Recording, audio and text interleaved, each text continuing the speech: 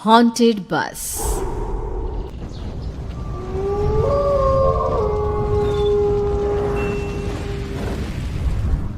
रात के करीब 11 बज रहे थे। सड़क पर इक्का तुक्का गाड़ियां चल रही थी। अपनी नाइट शिफ्ट खत्म करके शीला और निकिता बस स्टॉप पर खड़ी थी। आज तो हमें बहुत देर हो गई। पता नहीं घर जाने के लिए हमें कोई साधन मिलेगा भी या नहीं। अगर कोई साधन नहीं मिला तो कहीं रात इसी बस स्टॉप पर ना बितानी पड़े। अपनी काली जुबान बंद कर। जब देखो तब उल्टी बातें ही करती है। अरे कुछ देर रुक जाना, कुछ ना कुछ मिल ही जाएगा। लेकिन काफी देर तक इंतजार करने के बाद भी उन्हें कोई बस नहीं मिलती। धीरे धीरे समय के साथ साथ सड़क पर चलने वाली गाड़ियों का दिखना भी बंद हो जाता है। अरे ये देख, अब तो सड़क पर एक भी गाड़ी नहीं दिख रही। दूर दूर तक गाड़ी और किसी इंसान का नामो निशान नहीं है। एक काम करते हैं, वापस अपने ऑफिस चलते हैं। हम दोनों आज रात वहीं गुजार लेंगे। देख, तुझे अच्छी तरह पता है 10 बजे के बाद चौकीदार ऑफिस के मेन गेट पर ताला लगाकर अपने घर चला जाता है। ऑफिस जाने का कोई फायदा नहीं है। इस सुनसान सड़क को देख मुझे बहुत घबराहट हो रही है। एक काम करना, उसी चौकीदार के घर चलते हैं। वो भी तो परिवार वाला है। हम बेफिक्र होकर आज रात उसके घर पर रुक सकते हैं। अरे पागल, चौकीदार 10 बाई 10 की खोली में रहता है। उसके 4 बच्चे हैं। मतलब वो हमें अपने घर में कौन सी जगह देगा। अब तू ना ये बेकार की बातें बंद कर और चुपचाप खड़ी रह। शायद कोई लिफ्ट ही मिल जाए। फिर काफी देर इंतजार करने के बाद आखिरकार एक नीले रंग की बस उनके सामने आकर रुकती है। बस का दरवाजा खोल कंडक्टर उन दोनों से कहता है, कहिए कहाँ जाना है आप दोनों को? देखिए मेरी पूरी बस खाली पड़ी है। मैं आप दोनों को आपके ठिकाने पर छोड़ दूंगा। इतना कहकर कंडक्टर मुंह में भरे पान की पिचकारी सड़क पर दे मारता है। निकिता, लोगों का कहना है कि कुछ महीने पहले इसी तरह अंधेरी रात में एक नीली बस के अंदर कुछ बदमाशों ने एक जवान लड़की की हत्या कर दी थी। इस बस का रंग भी नीला है। कहीं ये वही बस तो नहीं? कंडक्टर शीला की बात सुन लेता है और मुस्कुराते हुए कहता है, देखिए मेम साहब, उस घटना के बारे में मैंने भी सुना है। माना कि उस बस का रंग और मेरी बस का रंग एक है, लेकिन दुनिया में नीले रंग की एक ही बस तो नहीं है ना। हा? ये तो सिर्फ एक इत्तेफाक है।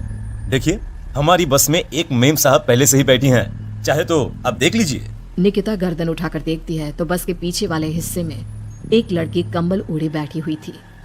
सही तो बोल रहे हैं भैया, बस में पहले से एक लड़की बैठी है। चल अब हम भी बैठ जाते हैं, वैसे भी बहुत देर हो गई है। अरे ठहर जाना निकिता, मुझे डर लग रहा है। अरे तुझे इतना ही डर लग रहा है तो तू यहीं खड़ी रहे, मैं तो चली। अरे तुम मुझे छोड़कर कहाँ जा रही है? मैं भी चलती हूँ।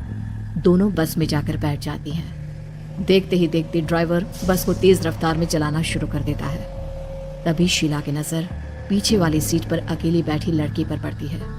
उस लड़की की लाल आंखें और उसका आधा जला हुआ चेहरा देखकर शीला घबरा जाती है। सुन निकिता, हमारे पीछे जो लड़की बैठी है ना, उसकी आंखें एकदम खून की तरह लाल और चेहरा किसी चुड़ैल की तरह डरावना दिख रहा है। अरे छोड़ ना, कौन कैसा दिखता है, मुझे इन सब बातों में कोई दिलचस्पी नहीं है। मैं थोड़ी देर झपकी लेना चाहती हूँ, इसलिए अब तू अपनी बड़बड़ बंद कर प्लीज। बेफिक्र निकिता अपनी आंखें बंद करके बैठ जाती है। दूसरी ओर बस जंगल के रास्ते में पहुंची है।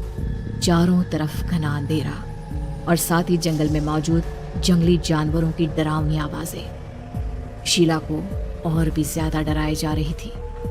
थोड़ी ही देर में बस एक बरगद के पेड़ के पास से गुजरती है। तभी अचानक बरगद की डाल पर बैठी एक बिल्ली कूदकर खिड़की के रास्ते शीला की गोद में आ गिरती है। मर गई रे, बचाओ मुझे, कोई बचाओ। शीला के चिल्लाने की वजह से निकिता की आंख खुल जाती है और वो भी घबराकर इधर उधर देखने लगती है। तभी पीछे वाली सीट पर बैठी लड़की उठकर शीला के पास आती है और बिना कुछ कहे उस बिल्ली को शीला की गोद से उठा उसे सहलाते हुए अपनी गोद में लेकर वापस अपनी सीट पर जाकर बैठ जाती है। अरे शीला, तू तो बहुत ही डरपोक है। जरा जरा सी बात पर उछल पड़ती है। मैं कल से अकेले ही सफर करूंगी। अरे मैं क्या करूं? वो बिल्ली अचानक मेरी गोद में आ गिरी। अपनी बकवास बंद कर और मुझे चैन से सोने दे। इस तरह शीला को डांटकर निकिता फिर सो जाती है। पर तभी अचानक एक झटके से ब्रेक लगाकर ड्राइवर बस को रोकता है। शीला खिड़की से बाहर झांक कर देखती है तो उसे सड़क के किनारे एक काला आदमी खड़ा दिखाई देता है। उसकी बड़ी बड़ी दाढ़ी और अजीब से कपड़े देखकर शीला को घबराहट होने लगी। क्या हुआ ड्राइवर भैया, आपने बस क्यों रोक दी? अरे वो देखो वहाँ, वो सड़क के किनारे एक आदमी खड़ा है, उसी के लिए मैंने बस रुकवाई है। शीला निकिता को धक्का देकर नींद से जगाती है। अरे अब क्या हुआ? वो देख, सड़क किनारे कितना डरावना आदमी है। उसका अजीबोगरीब हुलिया देखकर लगता है जैसे कोई शैतान खड़ा हो। अब शीला की तरह निकिता भी उस आदमी को देखकर थोड़ा डरने लगती है। कंडक्टर, क्या तुम उस आदमी को बस में चढ़ाने वाले हो? उससे देखकर हमें डर लग रहा है, उसे बस में मत चढ़ाओ। अरे डरने की कोई बात नहीं है मेम साहब, ये आदमी जंगल के पीछे वाले गांव में रहता है। ये रोज इसी वक्त मेरी बस में बैठकर पड़ोस वाले गांव में जाता है। और वैसे भी ये बेचारा गूंगा है। अगर आप लोगों को डर लगता है तो मैं इसे ड्राइवर के बगल में बिठा देता हूँ। ओह अच्छा, ठीक है। फिर कंडक्टर का इशारा पाते ही वो आदमी बस में सवार हो जाता है। ड्राइवर दोबारा एक्सीलेटर पर जोर देकर बस को आगे बढ़ाता है। थोड़ी ही देर में बस एक घाटी पर चढ़ती है। बस के एक तरफ गहरी और डरावनी खाई थी, पर ड्राइवर को इस बात से कोई फर्क पड़ता नजर नहीं आ रहा था। वो लगातार बस की रफ्तार बढ़ाकर बस चलता जा रहा था। ड्राइवर भैया, आप देखते नहीं क्या बगल में इतनी गहरी खाई है? बस की रफ्तार लगातार बढ़ाए जा रहे हो, थोड़ा धीरे चलाओ ना। अरे मेम साहब, घबराने की कोई बात नहीं है, ये तो मेरा रोज का काम है। मैं तो यहाँ इसी रफ्तार से बस चलाता हूँ। अब बेफिक्र होकर अपनी सीट पर बैठ जाइए, आपको कुछ नहीं होगा। ड्राइवर के कहने पर निकिता शांति से बैठ जाती है। कुछ दूर चलने पर अचानक ड्राइवर बस को सड़क के किनारे रोक देता है। शीला एक बार फिर खिड़की के बाहर झांक कर देखती है, लेकिन इस बार उसे कहीं कोई दिखाई नहीं देता। अरे अब क्या हुआ? तुमने बस क्यों रोक दी?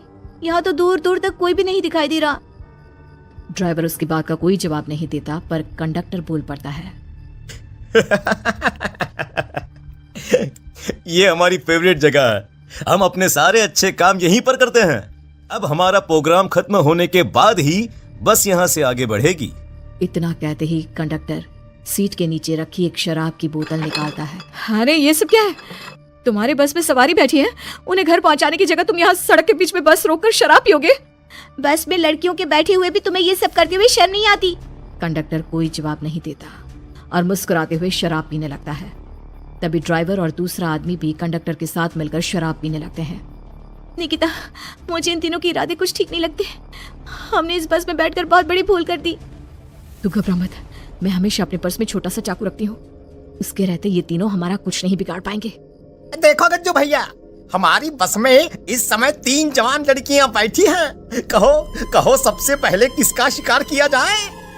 मैं तो कहता हूँ कि सबसे पहले वो जो पीछे अकेले जो बैठी है ना, उसे पकड़ कर लाओ। उसके बाद इन दोनों का प्रोग्राम फिट करेंगे। ठीक है, जैसी तुम्हारी मर्जी। अब वो आदमी पीछे वाली सीट पर बैठी लड़की के पास पहुंचकर उसका हाथ पकड़ लेता है, लेकिन तभी अचानक उस लड़की की आंखें जरूरत से ज्यादा बड़ी और लाल होने लगती है। उसका चेहरा गुस्से से लाल और उसके मुंह से नुकीले दांत दिखने लगते हैं। अरे अरे अरे, ये क्या? ये लड़की अचानक इतनी खतरनाक कैसे बन रही है? इतने में वो लड़की उस आदमी को उठाकर वहीं सीट पर पटक देती है।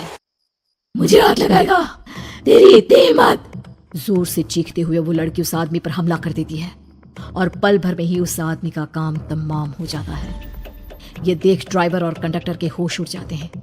इतने में ड्राइवर अपनी जान बचाने के लिए तुरंत बस से बाहर कूद जाता है, पर तभी बस के पीछे की तरफ से तेजी से आ रहा एक ट्रक उसे कुचल कर चला जाता है। एक ही पल में अपने दोनों साथियों की मौत देख अब कंडक्टर के हाथ पैर कांपने लगते हैं। ये सब देख निकिता और शीला के भी होश उड़ जाते हैं। वो चुपचाप अपनी सीट पर ही छुप कर बैठी रहती हैं। अरे अरे कौन हो तुम? और तुम इतनी भयानक कैसे बन गई? अब वो लड़की गुस्से में गुर्राते हुए कंडक्टर का गला पकड़ लेती है। इतनी जल्दी मुझे भूल गए? कुछ महीनों पहले तुम तीनों ने बड़ी बेरहमी से मेरी हत्या की थी और फिर शहर छोड़कर भाग गए। कई दिनों से मैं तुम तीनों के इंतजार में भटक रही थी। आज जाकर मेरा बदला पूरा होगा। अब तू भी अपने साथियों की तरह जहन्नम पहुंच जाएगा। अब वो लड़की कंडक्टर को उठाकर बस के पास मौजूद खाई में फेंक देती है। कंडक्टर एक बड़े पत्थर से जा टकराता है और उसकी भी मृत्यु हो जाती है। दूसरी तरफ ये सारा नजारा देख शीला और निकिता बेहोश हो जाती है। अगली सुबह जब उन दोनों को होश आता है तो वो अपने आप को एक सरकारी अस्पताल में पाती है।